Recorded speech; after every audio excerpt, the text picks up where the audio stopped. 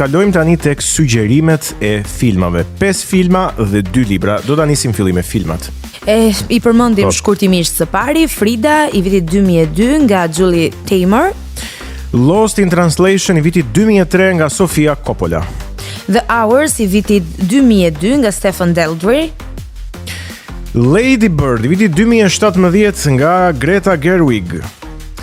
Shkojmë tek sugjerimi i fundit, Call Me By Your Name i vitit 2017 nga Luca Guadagnino.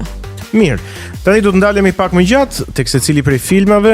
Do ta nis me Fridën e vitit 2002 të Julie Taymor, një film biografik që tregon jetën e artistes meksikane Frida Kahlo, një figurë ikonike e artit dhe aktivizmit. Me interpretimin e shkëlqyer të Salma Hayek, ky film thekson pasionin e Fridës për artin dhe dashurinë, duke eksploruar edhe dhimbjen, edhe vuajtjet e saj fizike dhe emocionale. Kritikat ishin pozitive dhe Hayek u nominua për Oscar për rolin e saj, ndërkohë që filmi mori 2 çmime të tjera Oscar. Ky film pati ndikim të madh në popularizimin dhe njohjen e figurës së Frida Kahlos dhe ashtu gjithashtu njohurit edhe për kulturën meksikane. Vazhdojmë tek Lost in Translation i vitit 2003, Sofia Coppola, një film që thekson ndjeshmërinë dhe pasiguritë që mund të shfaqen kur 2 persona takohen në një vend të huaj të larguar nga jeta e zakonshme. Bill Murray dhe Scarlett Johansson ofrojnë një performancë të paharrueshme si 2 personazhe të humbura që krijojnë një lidhje të thellë. Filmi u vlerësua shumë për mënyrën se si trajton temat të jetës, veçanërisht ndjenjat e vetmisë dhe kërkimin e kuptimit në një qytet të huaj si Tokyo. Do të shkojmë tani tek The Hours i vitit 2002 nga Stephen Daldry. Ky film ndërthur 3 histori të ndryshme të lidhura me jetën dhe krijimtarinë e shkrimtares së famshme Virginia Woolf, si dhe ndikimin që ka pasur ajo tek 2 gra të tjera.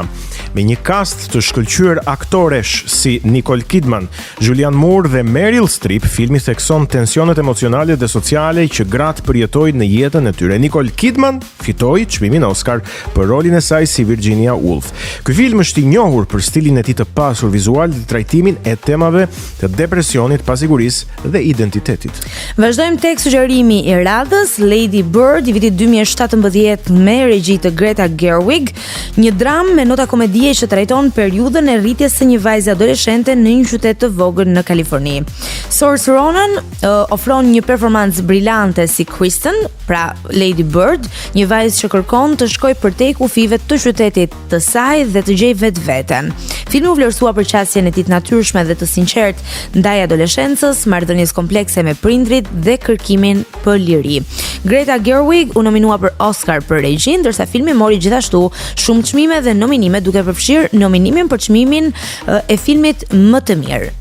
Call Me By Your Name, 2017, Luca Guadagnino, një histori dashurie e thellë dhe emocionale gjatë stinës së verës në Itali, po patjetër ku tjetër.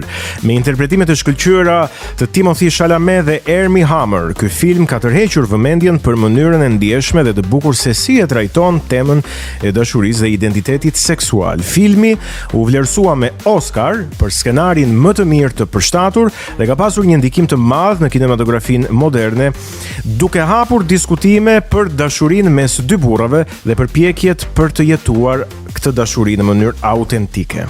Dhe sikurse e dini, këtu në Kinotek kemi edhe sugjerime librash, kështu që shkojmë menjëherë edhe tek librat, të cilat në fakt lidhen me të ftuarën që do të bashkohet në studion e Kinotekës vetëm pak minuta më vonë. Lindur së prapthi vitit 2022, besoj ju tingëlloni njohur si titull libri dhe qartazi mund ndoshta të dini edhe autoren, është pikërisht Rita Petro. Dhe po ashtu, Vrima e vitit 2014 nga e njëjta autore, e cila do të jetë këtu në studion e Kinotekës vetëm pak më vonë, sikurse dhe ju tham. Nisim me të parin, flasim pak shkurtimisht për të. Lindur së prapthi është romani i parë në prozë në fakt i Rita Petros. Të gjithë e njohim Ritën si poete. Në fakt me këtë roman viti 2022 ajo bëhet edhe prozatore tashmë.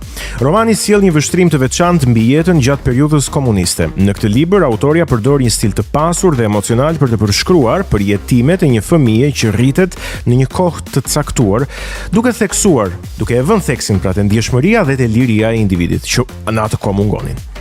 Dhe Vrima e vitit 2014 nga Rita Petro, po prap është një vëllim me poezi që trajton tema të ndjeshmërisë, pasioneve, forcës femërore, tabu her pas here. Në këtë libër autorja, sikurse e përmenda edhe pak më sipër, thyen tabut e shpalosjes së ndjesive dhe dëshirave, duke sjellë një qasje të re dhe të guximshme në poezinë shqipe.